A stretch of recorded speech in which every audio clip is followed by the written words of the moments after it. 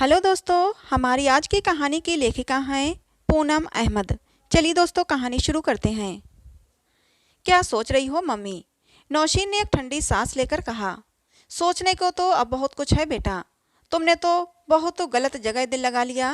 कहते कहते वे अपने बेटे दानिश को देखकर परेशानी में भी मुस्कुरा दी, जो उनका स्वभाव था। दानिश गंभीर रहा। आजकल परेशान तो माँ बेटा दोनों ही थे। दानिश को अपनी सहकर्मी यशिका से मोहब्बत हो गई थी और अब वह उससे शादी करना चाहता था। मुलुंड मुंबई में नौशीन और दानिश, ये दो ही थे घर में।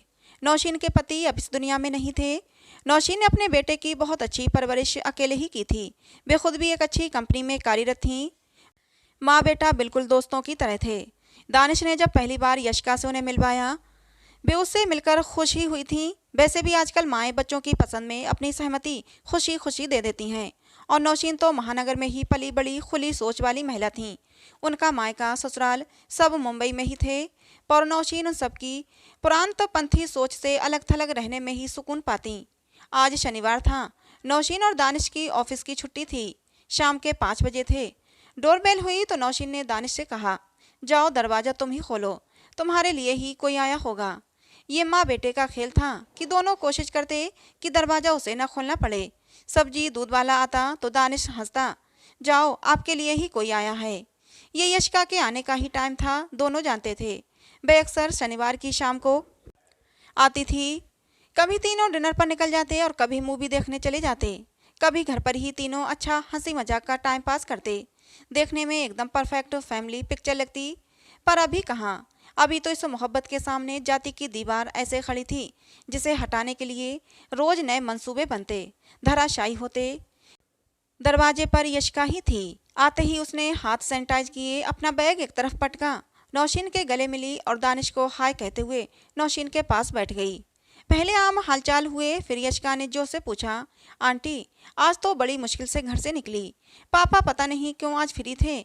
आज उनकी कोई राजनीति वाली बैठक नहीं थी। घर में ही मुझे पकड़कर पूछने लगे कि शादी के बारे में क्या सोचा है। मैंने कहा कि जब सोचूंगी आपको ही बताऊंगी। तो बोले कि मुझे बस इतना ही कहना है कि लड़का अपनी जाति का हो, बस ये ध्यान रखना। मैंने सोचा आज मौका मिला है तो मैं भी उन्हें कुछ हिंट दे देती हूँ। मैंने कहा कि पापा, किसी को पसंद करना अपने हाथ में थोड़ी होता है। देखो कौन पसंद आता है, कास्ट का क्या है, इंसान अच्छा होना चाहिए। बस आंटी, पापा को जैसे करंट लगा। बोले कि ये सब फिल्मी बातें मत करो मुझसे।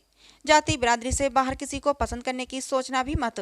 तुम्हारा भी नुकसान होगा और उस लड़के का भी। इस धमकी पर मुझे गुस्सा तो बहुत आया, पर चुप रह गई।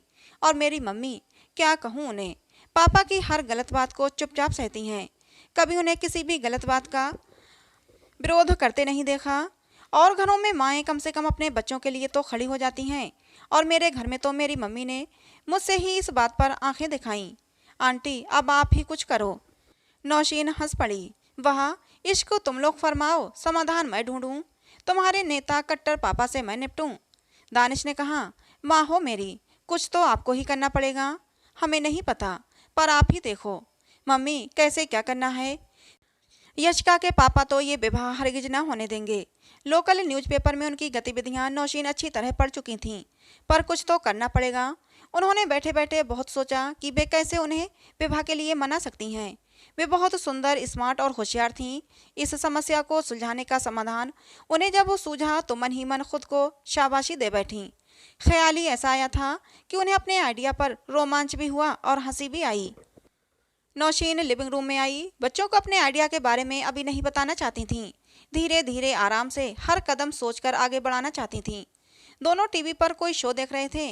नौशीन ने पूछा, यशिका तुम्हारे पापा का ऑफिस कहाँ है? क्यों आंटी, आप उनसे मिलना चाहती हैं? अरे नहीं, बस ऐसे ही पूछ रही हूँ। एनो मॉल के पीछे वाली रोड पर उनका ऑफिस है। कभी वहाँ जाते हैं, कभी घर में ही जो ऑफिस बना रखा है वहाँ लोग आते जाते रहते हैं। अगले दिन नौशीन ने ऑफिस से छुट्टी ली। यशिका के पिता ललित के ऑफिस पहुंची। बाहर रखी एक चेयर पर बैठ गईं। वहां काम करने वाले सुनील ने उनके पास जाकर आने का कारण पूछा तो नौशीन ने कहा, ललित जी से मिलना है, जरूरी काम है, मुझे उनकी हेल्प चाहिए। शिंदे ने जाकर ललित को बताया तो उन्होंने कहा, अरे यार इसे टरकाओ, अभी मुझे बहुत से लोगों से मिलना है। बोला, साहब कह रही हैं आज आप नहीं मिल पाए तो कल फिर आऊँगी। हाँ ठीक है, बाद में देखेंगे। उस दिन नौशीन ललित से नहीं मिल पाई। फिर वे घर जाकर अपना ऑफिस का काम करती रहीं। अब वह मन ही मन बहुत कुछ ठान चुकी थीं। अगले दिन वे फिर उनके ऑफिस पहुंची। इस बार ललित ने उन्हें अंदर बुला ही लिया। करीब 50 साल की बेहद स्मार्ट स्टाइलिश नौशीन जैसे ही उन्हें हेलो सर बोलती हुई अंदर आई, वे अचानक पता नहीं क्यों खड़े हो गए। फिर धम से अपना सिर हिलाते हुए उन्हें भी बैठने का इशारा किया। नौशीन के पास से आती कीमती परफ्यूम की खुशबू को उन्होंने गहरी सांस लेकर अपने अंदर उतारा। नौशीन ने बेहद सभ्य तरीके से अपना परिचय देते हुए कहा, मैं नीलकंठ वैली में फ्लैट लेना चाहती हूँ, पर वहाँ का बिल्डर मुस्लिम्स को कोई भी फ्लैट नहीं बेच रहा है। ये गलत बात है ना? क्या हम इंसान नहीं? क्या हम यहाँ के नागरिक नहीं? ये भेदभाव क्या अच्छा लगता है? और कोई भी उसे इस बात के लिए टोक भी नहीं रहा। आपकी बहुत तारीफ सुनी है, इसीलिए आपके पास चली आई। ललित तो नौशीन के बात करने के ढंग में, उसकी पर्सनालिटी के जादू के असर में बैठे थे। बोले, मैं देखता हूँ क्या हो सकता है। आप अपना फ़ोन नंबर लिखवा दीजिए, मैं जल्द ही आपसे बात करूँगा। नौशीन ललित के ऑफिस से क्या उठी, ललित का दिल जैसे नौशीन के साथ उड़ चला। बेखुद बहुत गुड लुकिंग स्मार्ट इंसान थे। नौशीन का परिचय जानकर खुश हुए थे। अकेली अपने बेटे के साथ रहती हैं, जॉब करती हैं। वे नौशीन से इस पहली मुलाकात में ही बहुत इम्प्रेस्ड हो गए थे। जल्द ही उन्होंने शिंदे को कहकर बिल्डर को फ़ोन लगवाया। उन्हें एक फ्लैट नौशीन की इच्छा अनुसार बुक करने के लिए कहा। फिर उन्होंने नौशीन को फ़ोन किया। बिल्डर से बात हो गई है, अब आप उस एरिया में जो फ्लैट चाहें बुक कर सकती हैं। नौशीन ने शुक्रिया कहते हुए बड़े अपनेपन से कहा, आपने तो कमाल कर दिया। आप तो बिल्कुल वैसे ही अच्छे इंसान निकले जैसा सुना था। अब आप थोड़ा सा टाइम निकाल कर मेरे घर चाय पर जरूर आइएगा। इतना तो आपको करना पड़ेगा। ललित तो बड़े धर्म संकट में पड़े। एक मुस्लिम के घर चाय पीने कैसे जाएंगे? उफ, आज तक तो किसी मुस्लिम के घर पैर नहीं रखा, चाय पानी पीना तो दूर की बात है। नौशीन की मीठी सी आवाज़ फिर सुनाई दी। ओह, समझ गई, आप शायद हमारे घर ना आना चाहें। चलो कोई बात नहीं। अरे नहीं नहीं, संडे को आता हूँ, आपकी भी छुट्टी होगी। नौशीन ने अब दानिश और यशिका को अपने पास बैठाकर ये सब बता दिया तो दोनों हंसते हुए उनसे लिपट गए। दानिश ने कहा, मम्मी आप क्या क्या सोच लेती हैं, ये क्या कर रही हैं? करना पड़ता है बेटा। अपने बच्चों को खुशियाँ देने के लिए कुछ कदम उठाने जरूरी होते हैं। वे हमारे घर आएँ, तुमसे मिलें, यहाँ थोड़ा टाइम बिताएं तो उनके पूर्वाग्रह कुछ दूर होंगे। अब यशिका, तुम इस संडे को यहाँ मत आना। इस संडे तुम्हारे पापा हमारे मेहमान होंगे। मेरे होने वाले समधी पहली बार आ रहे हैं। कहते कहते नौशीन ने प्यार से दोनों को गले लगा लिया। संडे शाम 5 बजे, शोल्डर कट बाल, छोटी सी बिंदी, डार्क ब्लू कलर की plain chiffon sari, stylish blouse, अपने सदाबहार परफ्यूम की खुशबू बिखेरते नौशीन ने जब डोरबेल बजने पर अपने फ्लैट का दरवाज़ा खोला तो ब्लैक टी शर्ट और जीन्स पहने ललित ने उन्हें बुके देते हुए मुस्कुराकर कहा, ये आपके लिए नौशीन जी। अरे वाह, थैंक यू, कहते हुए फूल लिविंग रूम के कोने में रखे बांस में लगा दिए। फिर दानिश को आवाज़ देकर उनसे मिलवाने के लिए बुलाया। दानिश ने आकर उन्हें नमस्ते करते हुए उनके पांव छूकर उन्हें प्रणाम किया।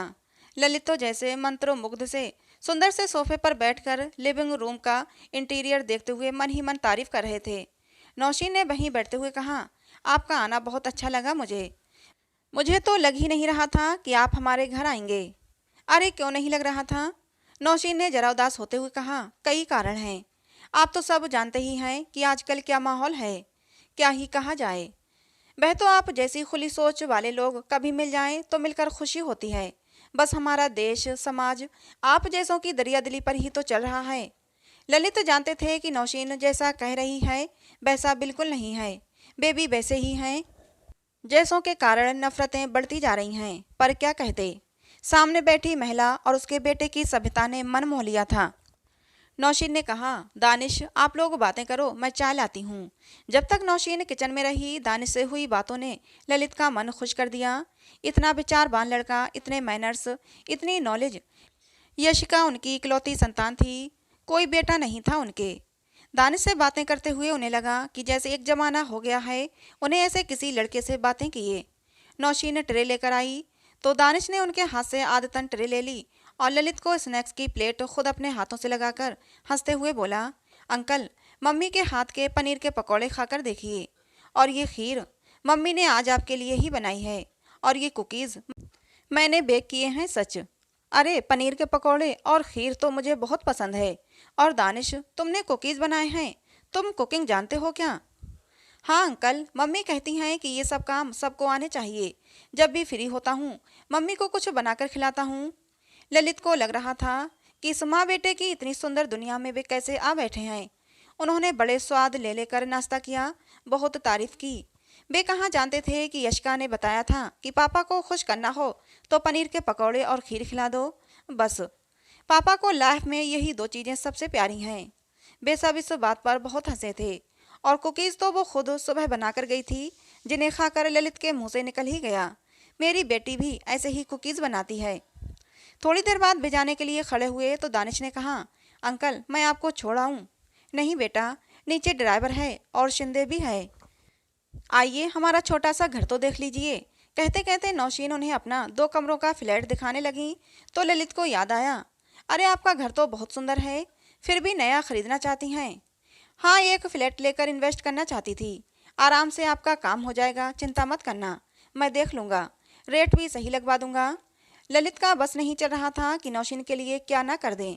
पूरा फ्लैट इतना सुंदर व्यवस्थित था कि एक एक चीज़ निहारते रह गए। उनके मन में एक चोर आ गया था जो नौशीन से टच में रहने के लिए उन्होंने यूं ही कह दिया, मैं इधर से अक्सर आता हूँ, कभी फ्री रहूँगा तो आ जाऊँगा आप दोनों से मिलने।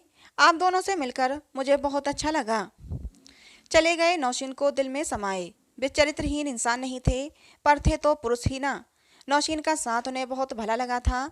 दानिश भी उन्हें बहुत पसंद आया था। सोच रहे थे ऐसा लड़का यशिका के लिए मिल जाए तो कितना अच्छा हो। पर दानिश दूसरी जाति का था, यहाँ तो कुछ नहीं हो सकता था। पर वे इस बात पर हैरान थे कि जब तक वे नौशीन के घर रहे एक बार भी उन्हें जाति के अंतर का ख्याल नहीं आया।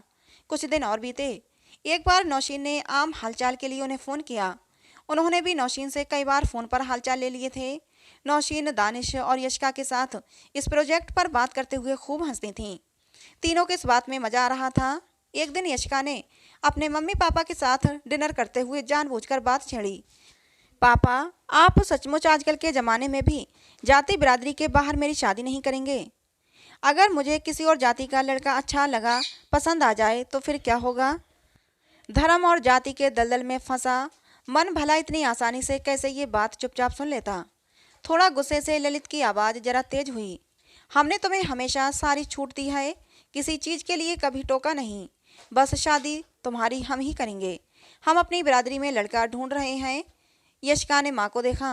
उन्होंने हमेशा की तरह उसे चुप रहने के लिए कहा तो यशिका गुस्से में पैर पटकती हुई जाने लगी। थोड़ा रुकी, फिर बोली, आप तो हमेशा खुद भी चुप रहते हो और मुझे भी यही सिखाते हो। आपको और आता भी क्या है? उसकी माँ गीता देहात में पली बड़ी, कम पढ़ी लिखी, दब्बू, धार्मिक कार्यों में जीवन बिताने वाली महिला थी, जिसके लिए पति का आदेश सर्वोपरि होता था। ललित को अचानक नौशीन याद आ गई। सोचने लगे कि वह गीता से कितनी अलग है। उन्होंने अपने रूम में जाकर नौशीन को फ़ोन मिला दिया। यूं ही उनसे बातें करना उन्हें अच्छा लगा। फिर उन्हें ऐसे ही डिनर पर इनवाइट किया। थोड़ी नानुकर के बाद नौशीन मान गई। ऐसा फिर 3-4 बार और भी हुआ। वे नौशीन के घर भी आए, बाहर भी मिले, सब कुछ मर्यादा में था। कोई आपत्तिजनक बात भी नहीं हुई। पर ललित ने अपने घर में किसी से नौशीन से मिलना जुलना बताया भी नहीं, जबकि दानिश और यशिका को एक एक प्रोग्राम पता रहता था। कुछ महीने बीते कि यशिका ने घर में बम फोड़ दिया, मैं एक मुस्लिम लड़के से शादी करना चाहती हूँ। पापा की दहाड़ गूंजी, दिमाग खराब हो गया है, सोचा भी कैसे, ये हो ही नहीं सकता। पापा ये तो होगा, मैं उसी से शादी करूँगी। गीता देवी उस पर खूब चिल्लाई, बहुत डांटा, पर यशिका अपनी जिद पर डटी रही। 3 दिन घर में खूब घमासान हुआ। एक तूफान उठा रहा जिसमें हिंदू मुस्लिम ये 2 ही शब्द गूंजते रहे। यशिका ने जाकर दानिश और नौशीन को अपने घर के हालात बताए। नौशीन ने ठंडे दिमाग से सब सुना, फिर कहा, चलो अब प्रोजेक्ट को ख़त्म करने का टाइम आ गया है, इस संडे को सब क्लियर कर देते हैं। फिर बैठकर संडे की प्लानिंग की गई। नौशीन ने ललित को फ़ोन किया, बहुत दिन हो गए, चलिए संडे को कहीं डिनर पर चलते हैं। आप फ्री हैं? हाँ हाँ, मैं बिल्कुल फ्री हूँ, मिलते हैं। थाने चलते हैं, अर्बन तड़का। कभी गए हैं वहाँ? ना। आप अपनी कार रहने देना, मैं अपनी कार से आप लोगों को लेने आपके ऑफिस के बाहर आ जाऊंगी। अच्छी आउटिंग हो जाएगी। सब तय हो चुका था कार में नौशीन के बराबर में बैठकर ललित अलग ही दुनिया में जा पहुंचे थे, जहां जाति की कोई दीवार नहीं थी, न कोई धर्म का जाल। पता नहीं नौशीन से मिलकर वे सब कुछ कैसे भूल जाते थे। यही सोचते हुए मुस्कुराते हुए उन्होंने नौशीन से कहा, आपकी कंपनी मुझे अच्छी लगती है, मैं सब भूल जाता हूँ। नौशीन मुस्कुरा दी, कहा, मुझे भी एक दोस्त के रूप में आपका मिलना अच्छा लगा। अर्बन तड़का पहुंचकर नौशीन ने कहा, मैं और दानिश यहाँ अक्सर आते हैं, फिर आप ही ऑर्डर दीजिए, आपको आइडिया होगा कि यहाँ क्या अच्छा मिलता है। नौशीन ने वेटर को पहले 2 मॉकटेल लाने के लिए कहा। इतने में ही तय प्रोग्राम के अनुसार वहाँ यशिका और दानिश ने एंट्री ली। यशिका उन्हें देखकर चहकी, अरे पापा आप। Hello aunty. अरे वाह आंटी पापा, आप लोग यहाँ कैसे। ललित का चेहरा देखने वाला था, वे कुछ बोल ही नहीं पाए। तभी दानिश ने उनके पैर छुए तो यशिका चौंकी, अरे दानिश, तुम मेरे पापा को जानते हो। और क्या, अंकल तो हमारे घर आ चुके हैं। पापा ये क्या है, मेरे लिए इतने नियम और आप आंटी और दानिश के घर भी जा चुके हैं। पापा वेरी बैड। नौशीन ने भोलेपन से पूछा, क्या हुआ यशिका, मैं समझी नहीं। ललित ने यशिका के कुछ बोलने से पहले ही जवाब दिया, जिससे नौशीन को यशिका की कोई बात सुनकर बुरा न लग जाए। ऐसे ही इसका और मेरा कुछ न कुछ झगड़ा चलता रहता है। पापा यही है दानिश, आपका होने वाला दामाद। ये कहकर यशिका हंसकर ललित से लिपट गई। ललित अब कुछ कह न पाए और न कर पाए, बस झेपी सी हंसी हंसते हुए बोले, अरे वाह, यह तो बहुत खुशी की बात है। दानिश तो मुझे भी पसंद है, पर पापा।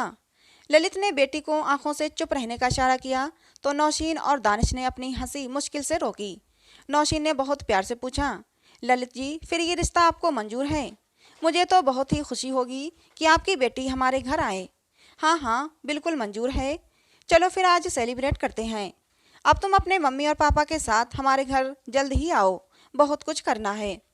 नौशीन की आवाज़ में आज अलग ही उत्साह था। ललित की हालत सबसे अजीब थी। उन्होंने इस स्थिति की कभी कल्पना भी नहीं की थी। सबने खाया पिया। गीता को यशिका ने वीडियो कॉल करके दानिश से हेलो करवाया और कहा, बाकी विस्फोट आकर करती हूँ।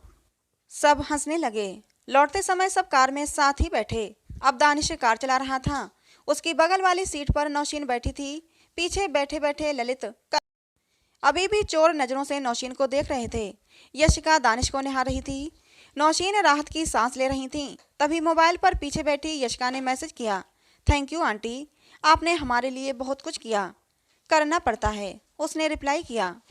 नौशीन यही सोच रही थी, हाँ करना पड़ता है। अपने बच्चों की खुशियाँ धर्म जाति की भेंट न चढ़ जाएं, इसके लिए सचमुच कभी कभी बहुत कुछ करना पड़ता है। नौशीन जैसी महिला जीवन में दोस्त और रिश्तेदार बनकर रह पाएगी, इसकी खुशी महसूस कर ललित उत्साहित थे और सोच रहे थे, नौशीन जैसी दोस्त के लिए, दानिश जैसे दामाद के लिए, अपनी बेटी के चमकते चेहरे की इस खुशी के लिए धर्म जाति को किनारे करना ही पड़ता है, करना ही पड़ता है और करना ही चाहिए।